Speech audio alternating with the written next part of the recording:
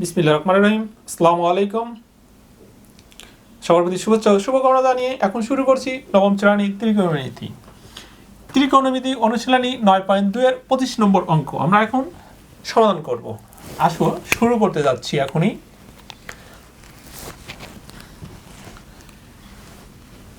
লিখে নিই আগে।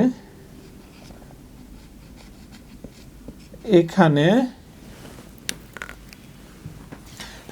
তোমরা দেখতে পাচ্ছ 2 sin square theta plus 3 cos theta minus 3। এটাকে সমাধান করার জন্য আমরা হয় সবগুলোকে cos করে ফেলবো অথবা সবগুলোকে sin করে ফেলবো।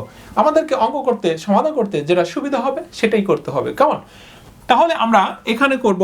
এইখানে দেখো আমরা যদি এটাকে করে সূত্রে ফেলি যে sin স্কয়ার থিটা, এটাকে আমরা সহজে যেহেতু এটা সূত্র করা যায় সূত্র করে ফেলবো, সহজ হয়ে যাবে। তাহলে 2 sin স্কয়ার থিটা মানে 1 মাইনাস cos স্কয়ার থিটা সমান sin square theta, 1 minus cos square theta সমান হলে sin স্কয়ার থিটা, তাহলে plus 3 cos theta minus 3 equal to 0। আমরা এখানে করে দেই, গুণ করে দেই। তাহলে 2 এটা ভিতরে গুণ করলে 2 cos square theta plus 3 cos theta minus 3 equal to 0। কেমন? তারপরে লিখি আমরা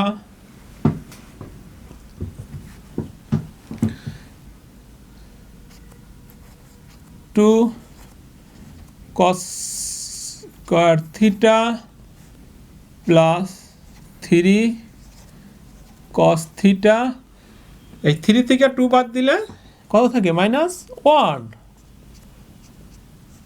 0। এখন মাইনাস এভাবে থাকলে অঙ্ক করতে কিন্তু অসুবিধা হয়। হ্যাঁ, আমরাকে আরো সহজ করার জন্য আর কি করে নেব, উভয় পক্ষে মাইনাস দ্বারা গুণ করে দেব।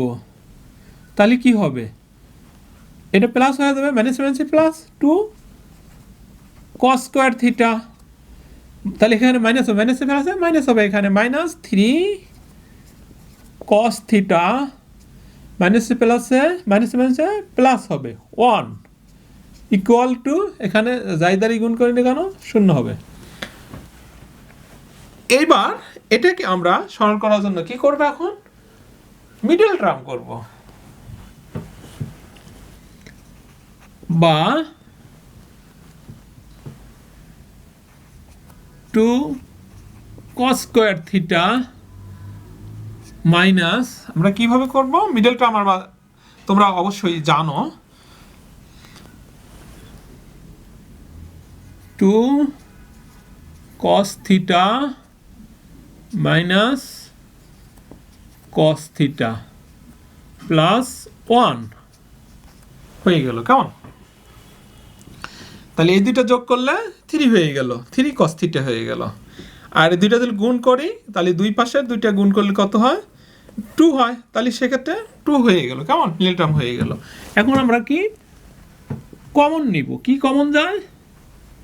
2 cos থিটা কমন যায়। 2 cos থিটা কমন গেলে কি থাকে? এখানে cos থিটা মাইনাস 1, এইখানে কি কমন যায়? 1 কমন যায়।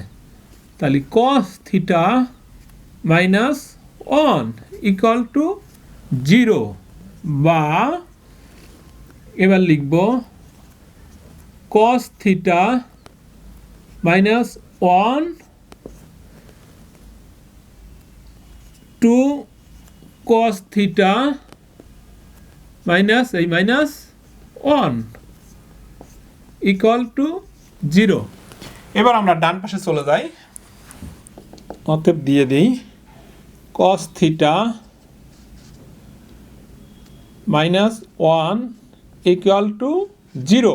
এটা একবার নিয়ে করবো, এটা আলাদা একবার। এটাই তো cos theta minus 1 equal to 0, এটা আমরা লিখলাম, লিখতে পারি। তাহলে cos থিটা ইকুয়াল টু 1টাকে ডান পাশে নিয়ে দিয়ে দিলাম, যার কারণে চিহ্নটা পরিবর্তন হয়ে গেল। কেমন? এখন এই সংখ্যাটাকে আমরা এই মান বসাই দেব, সবগুলো একই করে দেব, কেমন সুবিধা অর্থে, আমাদের মান নিয়ে আসার সুবিধা অর্থে। তাহলে cos থিটা সমান cos 0 ডিগ্রির মান হচ্ছে হলো কি 1, কেমন, বা cos cos উভয় পক্ষে উঠে গেল, তাহলে থিটার মান 0 ডিগ্রি, কেমন, অতএব থিটা সমান 0 ডিগ্রি।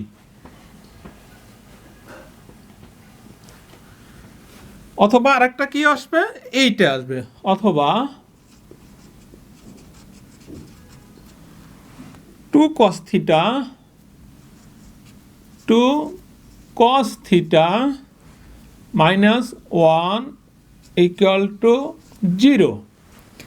এখন আমরা অনটাকে ডান পাশে নিয়ে যাব, বা 2 cos থিটা ইকুয়াল টু 1, চিহ্নটা পরিবর্তন হয়ে গেল, একইভাবে আমরা করলাম। তাহলে এই 2টা যদি এখন ডান পাশে নিয়ে যাই, তাহলে কি হবে, এখানে ভাগ আকারে চলে যাবে, কেমন, দেখো cos থিটা সমান 1/2, বা একই রকম ভাবে আমরা এখানে এটা মান বসাই দেব।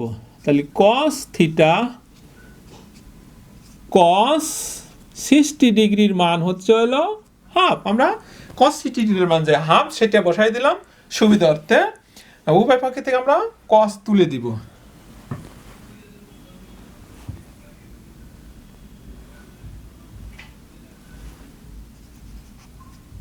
উভয় পক্ষ থেকে যদি cos উঠে যায়, তাহলে অতএব থিটা সমান 60 ডিগ্রি, কেমন, তাহলে কিন্তু আমরা অলরেডি পেয়ে গেছি। তাহলে আমরা মান কি পাইলাম, একটা থিটা সমান 0 ডিগ্রি আর থিটা সমান কি পেয়েছি 60 ডিগ্রি। এটা কিন্তু সূক্ষ্মকোণ, সূক্ষ্মকোণ কি এক সমকোণ আমার একটা ছোট কোণ হলো সূক্ষ্মকোণ, সেক্ষেত্রে কিন্তু আমরা এই থিটার মান 0 ডিগ্রি গ্রহণযোগ্য হবে না। তাহলে কোনটা গ্রহণযোগ্য হবে, থিটার মান 60 ডিগ্রি, 60 ডিগ্রিটা আমরা গ্রহণ করতে পারি, কেমন, একটু লিখে নিই আমরা এখানে।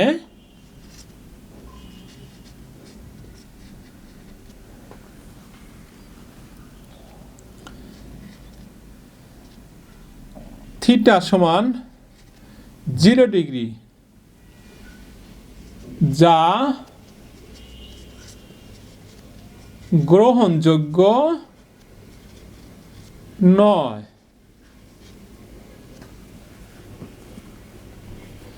কারণ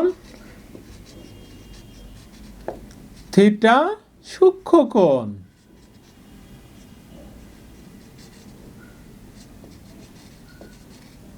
কেমন, তাহলে কি হবে, অতএব নির্ণয় সমাধান থিটা সমান 60 ডিগ্রি, অতএব নির্ণয় সমাধান, অতএব নির্ণয় সমাধান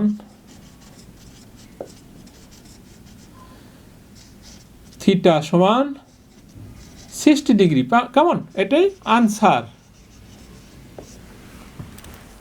ওকে, কেমন, আশা করি তোমরা বুঝতে পেরেছো, কেমন, খোদা হাফেজ।